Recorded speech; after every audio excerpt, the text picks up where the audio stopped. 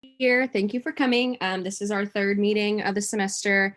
Alexis Woodward is going to be talking today. She's a CFP and the co-founder of Blend Wealth. So she'll bit about herself and her professional career, as well as the power of your first job. So I will hand it over to her and let her get started. Thanks, Lauren.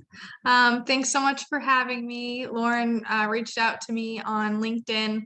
She actually reached out, I think, a while back when I was studying for my CFP exam, and I was doing nothing but studying. I had not even logged in to social media or LinkedIn at all. It was a very stressful time, but I made it through that. And so when I finished my exam, I saw it and I was like, oh my gosh, I'm so sorry. I would love to come speak. So here I am. And today I'm going to be talking about the power of your first job. But first, I'll give a brief introduction about myself. And I kind of want to talk a little bit about financial planning because that's what I do. And I actually heard about financial planning for the first time in Women in Business at IUPUI. So that was awesome. And then my experience at Kelly, I think I had a great experience there. I loved it. I felt like I got a lot of insight on kind of going the corporate route. So I wanted to talk about some advantages to working at a smaller company. And then we'll go into kind of the power of your first job and some tips that I have for you there. So a little bit about me. I graduated from IUPUI about 4.5 years ago in 2017.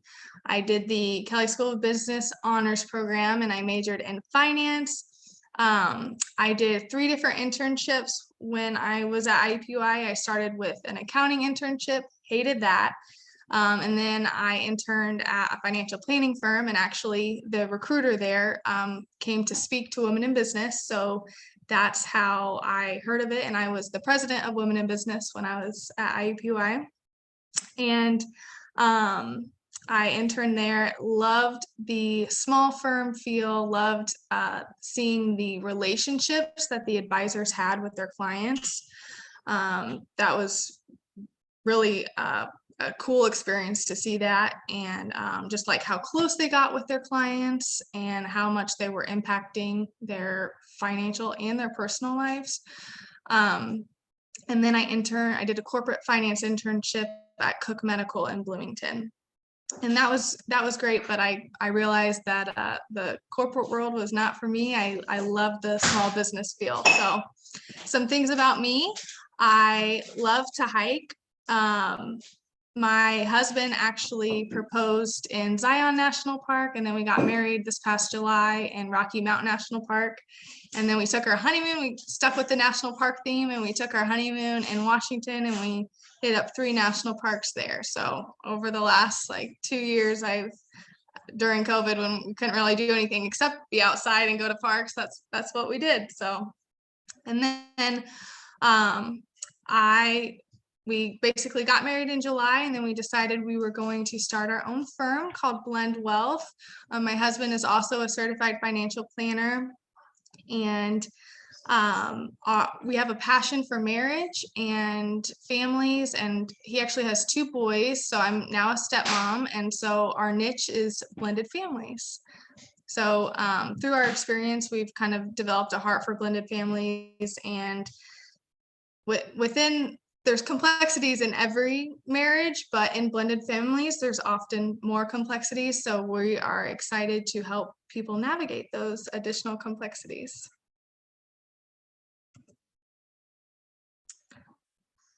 So what is financial planning? Financial planning is looking at a client's entire financial picture and helping them achieve their short-term and long-term goals. When I was at IUPUI, like I said, IUPUI doesn't have a specific financial planning program that I'm aware of. I think there are some other colleges here. Indiana State University has a financial planning program that you can go through there. But at IUPUI, I think they just have the major finance. So I don't know, I'm sure a lot of people have heard of a financial advisor, but there's kind of two different routes that you can take in financial planning, which I will talk about here in a minute.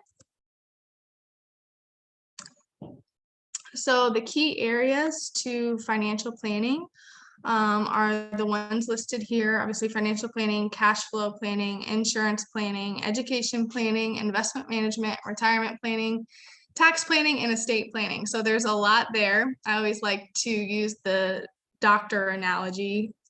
You're kind of like a generalist doctor for people in their financial lives. And then if you need a specialist, you can always refer out, whether it's an estate planning attorney, a CPA, but you are basically a client's household CFO and a generalist in all of the financial planning areas. If you're interested in becoming a financial planner, I would love to talk to you. I would love to help you network and give you insights on the exam and how to become a certified financial planner. It's such a rewarding career, and I've loved every minute of it so far. So the roadmap to becoming a certified financial planner is you do have to take courses if you don't go through a specific financial planning program in college. So you have to have your bachelor's degree, and then you have to take courses on top of that. And basically the classes that you take are all of these key areas listed above. And so I did online classes. And so each one of these subject areas is basically a class. And then you create a financial plan at the end of your program. And I completed that, and that took me about a year. And then after you are finished with that, you get ready to take a board exam. And usually when preparing for that exam, you will enroll in what they call like a preparation course.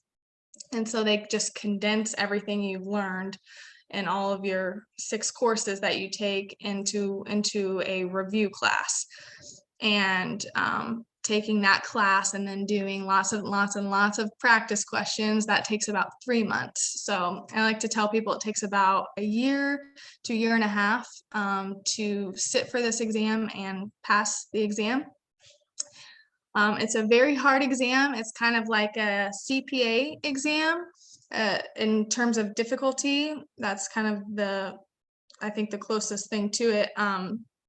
But it's different than the CPA exam, because CPA exam, you kind of study one subject area and then test, whereas the CFP exam, it's all the subject areas combined in one exam, and it's a 6-hour exam. So it's very intense, but it's definitely worth it. It's the highest designation that you can get in the financial planning field.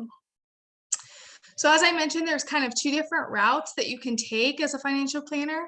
You can go the broker-dealer route, which is what a lot of people kind of think of when they think of a financial advisor, or you can go the registered investment advisor route.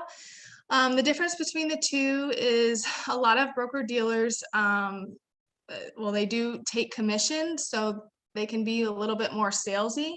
Benefits to going the broker-dealer route is that there's not a lot of barriers to entry. They're pretty much going to hire anyone with any business background, or you don't even have to have a degree in business. They'll take anyone. So lots of variety there. And they don't typically require a CFP.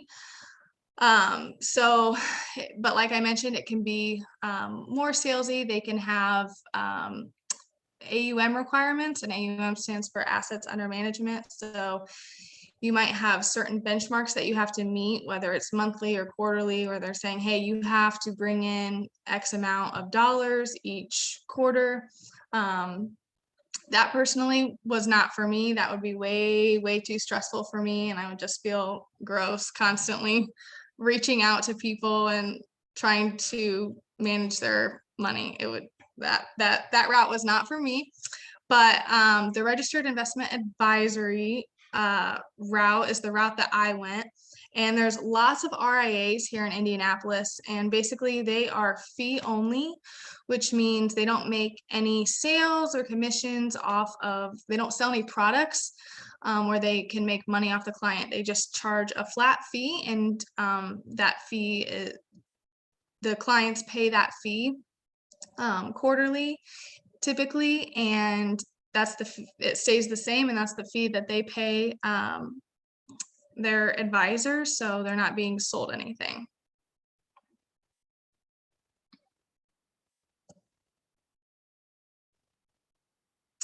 So some financial planning firms here in Indianapolis are listed here: Blend Wealth, Market Street Wealth Management, which is where I worked the last 4 years. That was my first job out of IUPUI. Vallejo, where I interned. There's Beetle, RLS Wealth, and Elser Financial Planning. These are just some of the RA firms here in Indianapolis. There's actually a ton, and so many amazing advisors that are willing to help college students and willing to help you network and find a job if you're ever interested in this field. So now I will kind of go into advantages of working for a small firm. When I was hired on at Market Street, I think there was 11 of us, and when I left, there was 13. So very small firm. The advantages were more visibility, and meaning I was getting meetings with the partners in the firm. I could have one-on-ones anytime I wanted with them. We'd have monthly staff meetings where everyone is there, different committees within the firm, and you were able to sit on whatever committee you wanted, whether you were interested in social media or investment management or financial planning, business development. Have a lot more access to a lot of the thought leaders in the firm. You have the opportunity to wear multiple hats. So I was actually on the investment side at Market Street. When they hired me, they did not have a planning position available, but I loved the people there. I really wanted to work there, so I took the investment position. I was an investment analyst, so I did all of the trading for Market Street. But at the same time, I was going to the advisor saying, hey, I'm really interested in planning. Can I please complete some financial plans for you? And I was studying for my exam, so I was able to do that. I sat on the social media committee, so I got to learn a lot about marketing, and whenever we would hire outside firms to help us with our website, I would get to be in all of those meetings, which was awesome. Small firms definitely have a family-like feel, which I value a lot. Some people like to keep personal and professional completely separate, which is fine, but to me, if I'm going to be working with you every day, I kind of want to like you. So work friends is a huge advantage to working for a small firm. And then flexibility. With my experience, at Market Street, there was tons of flexibility on just work-life balance and your schedule. People with kids, if they needed to go, be at home with their kids that day, or take them to their classroom party, or be present with them, whatever they needed.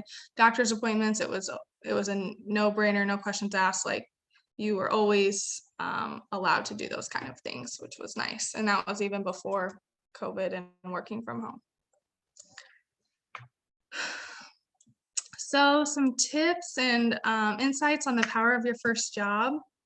You're going to learn so much in your first job, or if it's not your first job and you're changing careers.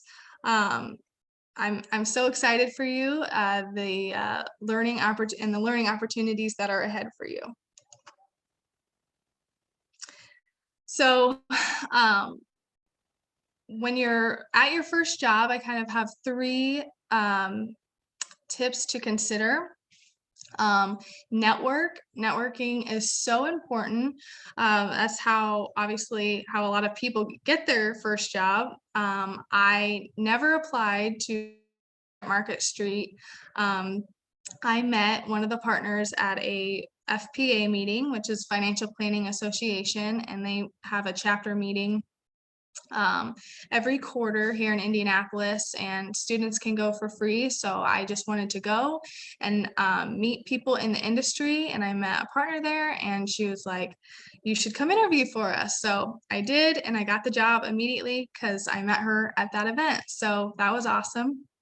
And I am an extremely loyal person. So like when I started Market Street, I was like, oh my gosh, I'm going to work here forever. But reality is you probably won't stay there forever. So it's so important to just continue to network, and just meet other people in the community, learn about what they're doing. People want to help you. People want to hear from you. When I was in college, I would reach out to different speakers for women in business.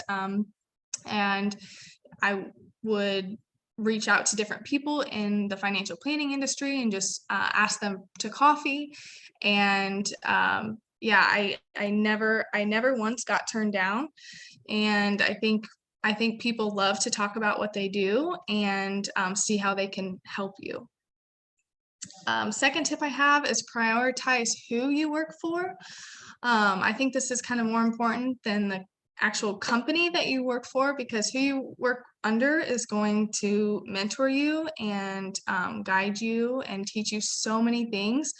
The majority of things that I learned at the financial planning firm did not come from my coursework. It came from the person mentoring me. He was the one teaching me the software and how to look at different financial plans and different client situations, and when to use different software for different situations. So prioritizing who you work for is so important.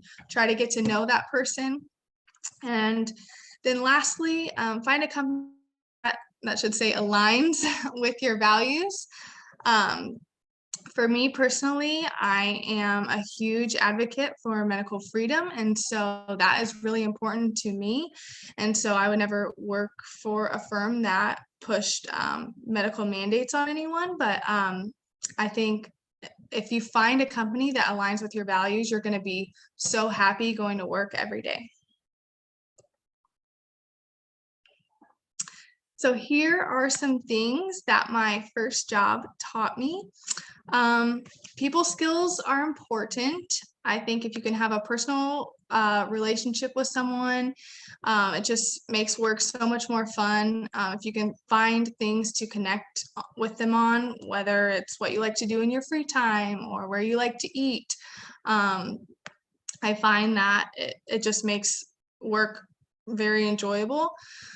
Be a sponge and ask a lot of questions. So just listen, and ask questions. I've been told so many times, oh my gosh, you ask so many good questions. It shows that you're engaged when you ask questions. So don't feel stupid asking questions. Just learn as much as you can and ask a lot of questions. Don't be afraid to make mistakes. Try things on your own. That's how you learn. I know for me, when I'm going through a financial plan, sometimes I'm like, I can't find their tax return, or I can't find this specific information on this statement to enter into the financial planning software. And sometimes I just want to call another advisor or ask my husband. But I'm like, okay, if I can search a little longer, if I can work through this myself, I'm likely going to remember it more in the future. And then my last tip is to keep learning. Don't be complacent. So I love to listen to podcasts and webinars, and that has helped me with my knowledge and my confidence so much throughout my working years.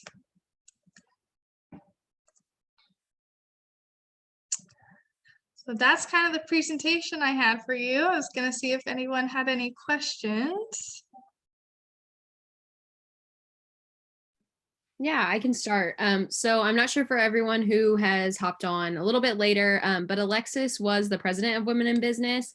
She graduated in 2017, and so we wanted to bring her back and kind of have her talk a little bit about what she's doing post-graduation, since it's been a few years since then. So question for you, Alexis, is what is one of the main things that you thought Women in Business brought you that you have taken with you into the future, other than just the networking that you talked about? Yep, that's definitely the number one.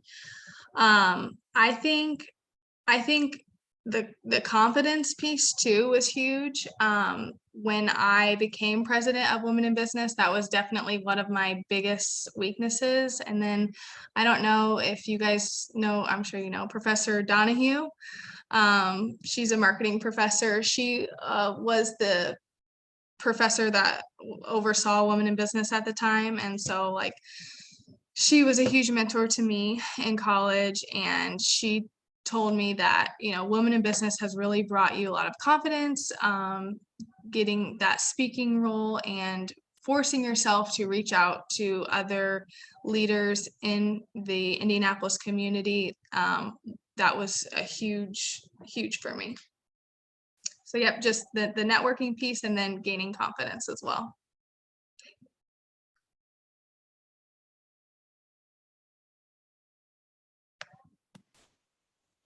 Alexis, I have a question for you. I'm Professor Murphy. I am now the faculty advisor. Professor Donahue is not the advisor to Women in Business anymore. But I'm really curious because, you know, I think what's going to be and what is a common issue and kind of hurdle for young women who are, you know, jumping into the business world, especially in a position like yours. I mean, you're advising people on their money. And here you are, a young woman who, you know, may not be in the majority in your field. Yeah. Right? I mean, a lot of people are like, I just want some old man to advise me on where to invest my money. Yeah. Because they know, right? I mean, so how do you overcome, or have you experienced any resistance, any folks thinking, you know, you're not the right gender, you're not the right age? Why should I trust you in your advice? Because that's something that I think as women, especially when we're new in our careers, that's real common. So I'm wondering, have you experienced that, and what have you done? Yep. So I have not personally experienced that yet. So when you work at a RIA, if you're entering with no work experience, you are going to be teamed up typically with a lead advisor. So you're not in there leading the meetings on your own. So you have someone that is older, more experienced. And so I haven't had anyone ever look at me and say, oh, she's too young, she's a female, she shouldn't be in this meeting. Most people are more than happy to have you in that meeting with them. You're not going to be jumping in and doing everything on your own right when you enter the industry. So I have always worked with another advisor in those meetings. And then now I also have my husband at Blend Wealth, and he's been in the industry for 10 years. So that helps. Thank you. It's building up that credibility it can be tough and it can take a while. And frankly, I think it's harder for women than it is for men. Yeah. One piece of advice there to build credibility is just creating a personal brand online and positioning yourself as a thought leader. So just being consistent with content and posting. And so when people think, oh, I need a financial planner, later down the road, you're the person that they think of. Perfect. Thank you. Yep. I had just a really quick question about your internships. You said you did 3, right? Yep. Okay, so at what point in like your IUPUI whole experience did you start that? Because I really wanted to apply for one of the internships that are like in the Women in Business. It's in their bio. But I don't know, since I'm like a freshman and I don't know like a ton of things about business, if I would be like ready. That makes sense. Yep. So I will say most firms require you to be a junior or senior, typically a junior, to be an intern, but my first internship I did after my freshman year, but that was at an accounting firm. And I know some of the accounting firms, at least when I was there, were taking younger interns. So I did not do, what's your major, Ashley? I'm kind of deciding between management and marketing, leaning more towards management though. Okay. Yeah. I think that you could definitely find something even after your freshman year. I think a lot of people just want help. And I think they'd be more than willing to help you. And I wouldn't be worried about you not having the skill set yet. Everything that you need to know, typically they're going to teach you. Okay, thank you. Yep. And Ashley, a benefit as well for that internship that you were looking at in our bio, it is through Kelly Indianapolis Student Government. So it would be something that you would be working with your peers for that, as well as the advisors with student government. So it'd be separate from an internship that a business would be putting on. It'd be within the club. So. Oh, okay, that's nice. And like, just for everybody pretty much, if anybody knows this answer, does anyone know like a good job instead of an internship that I could like start doing now that like gets me experience? I don't know. That's like a weird question, but I don't know. Murphy, I would probably say volunteering, right? That would be the best experience to get. Okay. I'm not That's sure. smart. Professor Murphy teaches FYS, so I would say that would probably be the best option if you're looking for experience right now. Sorry, Okay. I didn't realize you were referring to me. Yeah, I mean, as a freshman, when you go on Kelly Careers, or what's it called now? Handshake, yeah. They change names all the time. But anyway, when you go onto those systems, I mean, in reality, if you search for an internship as a freshman, there's going to be limited opportunities. But that doesn't mean that you can't find something. And I think Alexis was an awesome example because she went to a meeting, right, and just started talking to folks. And next thing you know, one of the partners is saying, why don't you come interview? Right? You know, so networking is tremendous. And you're absolutely right, Lauren. Volunteering is a wonderful way to get your foot in the door, get a little bit of experience. I mean, granted, you're not getting paid, so that's, you know, not always the greatest thing, but it's a tremendous opportunity to develop some of those skills, develop that network, so that when an internship or when a part-time position does open up, you already know the folks and you already have the skills. You know, but truth be told, you can turn any job into a learning opportunity, right? I mean, you can be working anywhere. You can be working at fast food or Starbucks or something like that. And you sit down and you talk to your boss and you say, hey, next time, you know, you get whatever this financial report is or whatever this statement is, or the next time you're doing budgeting or ordering, can you show me, you know, how that works and what your thought process is? You can turn any job into an opportunity to learn and get experience and you know, be able to talk the talk a little bit more. So there's opportunities out there, but you're right, Ashley, as a freshman, you know, you're probably going to have to dig a little deeper because there may not be as much right there as there is for like a junior. Right. There's not going to be as many opportunities that you may be able to apply for, but like Emily said, if you're going to networking events, if you can find some event in the industry that you are interested in and just go and talk to people and just say, I'm really interested in this, people want to help you. Okay. I think I'm just really excited. And I just act like I'm a junior. I'm like, okay, let's do this. Yeah, it's awesome. I mean, you know, if you're excited to get started, I want you to dive in. Yeah, and internships are so great to figure out what you want to do, but also what you don't want to do. It helps you get there a lot quicker. Amen. Thank you, guys. Alexis, you touched a little bit on how important informational interviews are as well. Just kind of setting up time to do coffee, asking them a few questions. I think that's also something within our industry that is pretty easy to set up, is ask someone, hey, can I have 15 minutes of your time? I'll buy you a coffee. Can we sit down somewhere? And especially now that we're getting back in person and being able to see people in real life, kind of figuring out a time that you can meet with them and ask them those like hard hitting questions that you wouldn't be able to ask in general. Yep, exactly. I have another question for you, Alexis, in regard to Blend. So with you working for smaller companies beforehand, I know you touched on those benefits. How have you seen that there's a difference with owning your own company now? Yeah, so we just launched in October, so we are not even 1 month in yet, which is so exciting.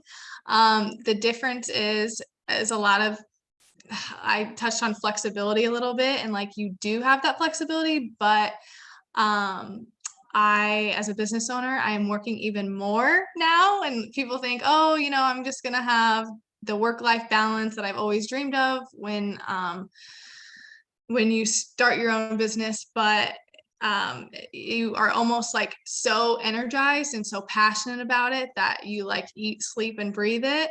And so the flexibility has been there, but it's still very time consuming, and a lot of work goes into that.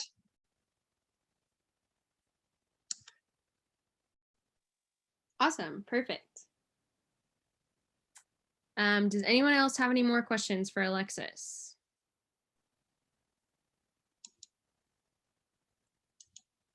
Okay. No worries. I just wanted to remind everyone on the 29th, we are going to have a volunteering opportunity like Ashley and Professor Murphy and Alexis and I were talking about. Volunteering is a great opportunity to get within the community. And so if you guys are interested, we will be volunteering October 29th from 9 to 12 p.m., 9 in the morning until 12, so only 3 hours. At Tuxedo Park, we will be helping with the, they call it their litter bug situation. So we'll be helping kind of clean up the trash, make the area look a little bit nicer. If you guys are interested in that, that is in our bio, as well as what Ashley was talking about. We do have the KISG application in our bio as well on Instagram.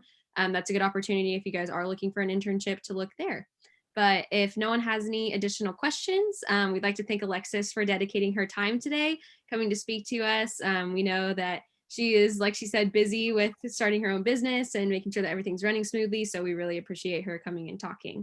If you guys do have any questions, you get off the call again 5 minutes later and you have a question, her contact info is there. Or if you want to reach out to me or any of our executive members, we will get those questions to her. But if no one has any questions, and you guys are free to go, and I'll just ask Alexis that you stay on for a few minutes after the call. That way we can talk. So. Okay. Thank you, everyone.